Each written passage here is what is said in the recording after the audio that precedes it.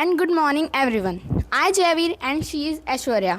आज हमारे लिए सौभाग्य की बात है कि आज हमारे साथ एक महान हस्ती मिस्टर अरुण पुरोहित सर मौजूद है।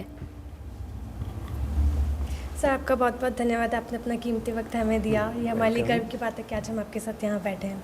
सर, सबसे पहले मैं आपसे ये जानना चाहती हूँ कि आपने किस टाइप के पॉलिटिकल चैलेंजेस को फेस किया and how have you address them? Challenges, political challenges such नहीं होता इतना।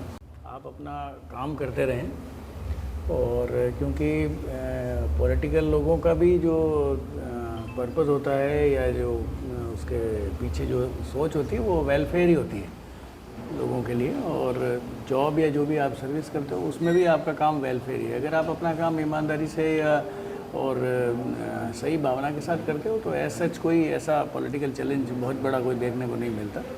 कभी कभी डिफरेंस ऑफ ओपिनियंस हो सकती है, तो उसका भी समय के साथ कई बार चीज़ें ठीक हो जाती हैं। तो सर, आप बाड़मेर आने से पहले आप कई जगह आपकी पोस्टिंग हुई है, तो आपको इन सभी जगहों में से कौन सी जगह ने आपको सबसे ज़्यादा प्रभावित किया और कैसे?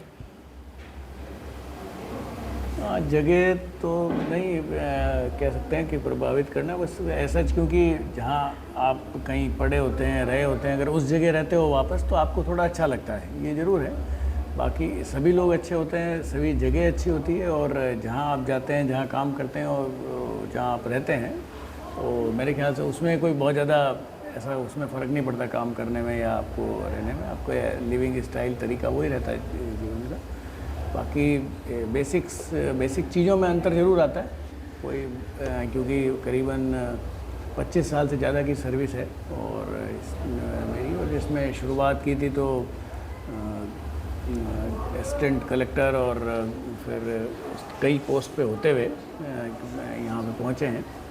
ऐसी जगह भी रहे हम, मैं रहा हूँ जहाँ पे कि पीने का पानी भी नहीं आता था, नल का कनेक्शन ही नहीं था घर में, और टैंकर के थ्रू जो हम लोग देखते हैं, अभी कभी कभार होता है कि वहाँ तो रोज़ ही सप्लाई टैंकर से ही होती थी। तो उस तरह भी रहे, वहाँ भी रहे, छोटे बच्चे भी छोटे थे वो भी रहे, और उससे भी निकले। तो ऐसा कोई लाइकिंग डिसलाइकिंग, उस जगह के भी कुछ फ़ायदे थे। हर जगह का कुछ ना कुछ, हर कमी में अच्छाई भी होती है साथ। तो सर, आपकी जो सिविल सर्विसेज और करियर की जो जर्नी रही है अभी तक की, तो आप क्या हमसे आपकी जो जर्नी है उसके बारे में कुछ बातें शेयर कर सकते हैं? अब बच्चों के लिए तो मैं एक ही चीज़ कह सकता हूँ कि ज़िंदगी में सबसे सरल कोई चीज़ है तो वो पढ़ाई है। पढ़ाई से इजी कुछ भी नहीं है, जबकि लगता ऐसा है कि पढ़ाई सबसे डिफ़िकल्ट है। जब पढ़ते हैं तो ऐसा लगता है, लेकिन in a long time after travelling a certain journey in your life you will realise. और ये समय सिर्फ थोड़ा सा है। आपकी उम्र जब तक 25 या 30 साल, अब थोड़ा 30 तक होने लग गया। हम लोग जब पढ़ते थे तो 25 तक ही सब कुछ सेटल हो जाता था, और एज लिमिट्स भी इतनी इस तरह की होती थी। अब क्योंकि ज़्यादा है तो नॉर्मली 8-10 साल की एज के पहले कोई बहुत ज़्यादा पढ़ाई का प्रेशर या स्ट्रेस या कुछ होता भी नहीं है।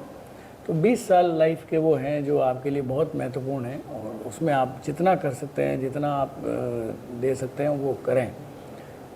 आप जॉब में जाते हैं, किसी सिविल सर्विसेज में रहते हैं, कहाँ रहते हैं वो अलग चीज़ है, लेकिन फिर भी अगर कोई पढ़ाई करता है बहुत सिंसियरिटी से, अच्छे से, तो वो लाइफ में किसी भी फील्ड में जाए बहुत अच्छा उनका बढ़ेगा। मैंने ऐसे लोग भी देखे हैं। मेरी कई पोस्टिंग्स रही हैं, जिसमें एक पोस्टिंग मेरी एग्रीकल्चर यूनिवर्सिटी में भी रही है कि जो बहुत बड़े जो क्या कहना चाहिए फार्मर्स हैं, वो बहुत लिटरेट हैं, इंजीनियरिंग ग्रेजुएट्स हैं, और उनका जो कंसेप्ट है या उनकी जो थ्योरी है, जिस तरह से वो काम करते हैं, उनके फील्ड्स को भी देखा है मैंने। तो डे नाइट का डिफरेंस है, जो ऑर्डिनरीली कोई कर रहा है और वो कर रहा है, उसमें टेक्नोलॉजी में, दूसरी चीज़ों में, उसकी बात करने में, उसको आउटपुट प्रोडक्ट सारी चीज़ों में। तो इसका इम्पैक्ट जो है, इवन आप बिज़नेस भी करते हैं तब भी बहुत फ़र्क पड़ता है। तो पढ़ाई सबसे बड़ी चीज़ है मेरे हिसाब से। यही जो है बच्चों के लिए इस समय आपके लिए सबसे इम्पोर्टेंट चीज़ यही है। Thank you so much sir.